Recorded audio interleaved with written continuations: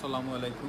দেশের জন্য কাজ করতে চায় আওয়ামী লীগ, বিএনপি বুঝি না, পালিয়ে থাকতে চায় না। দর্শক, এসব মন্তব্য করেছেন বাংলাদেশের সাবেক ক্যাপ্টেন মাশরাফি মুর্তজা। বিস্তারিত জানতে ভিডিওটি সম্পূর্ণ দেখার অনুরোধ রইল। দর্শক, নড়াইল 2 আসনের সংসদ সদস্য জাতীয় সংসদের হুইপ মাশরাফি মুর্তজার বাড়িতে আগুন দিয়েছে বিক্ষুব্ধ জনতা। অগ্নিসংযোগের আগে বিক্ষুব্ধ লোকজন ভাঙচুর ও লুটপাট চালায়। সোমবার বিকেল 5টার দিকে বিভিন্ন এলাকা থেকে আসা শতাধিক বিক্ষুব্ধ জনতা লাঠি সুটা ও দেশীয় অস্ত্র নিয়ে মাশরাফি মুর্তজার বাড়ির সামনে অবস্থান নেয়।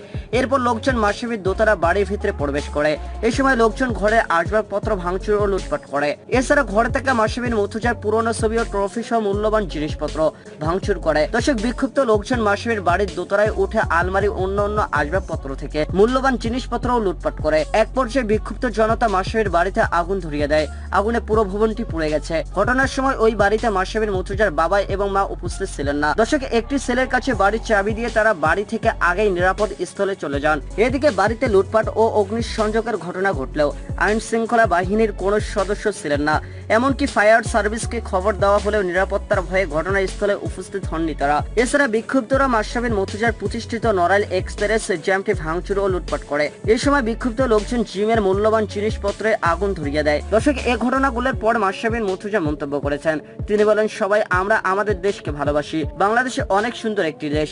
আশা করি সবাই ভালো আছেন। প্রথমে আপনাদের সবাইকে আমার আন্তরিক শুভেচ্ছা জানাতে চাই, কারণ আজকে সোশ্যাল মিডিয়া থেকে শুরু করে বাইরে যখন গিয়েছি অনেক মেসেজ পেয়েছি। আপনারা সবাই আমার জন্য দোয়া করবেন, আর শুধু আমার জন্য নয়, আমার পরিবারের জন্য আপনারা দোয়া করবেন।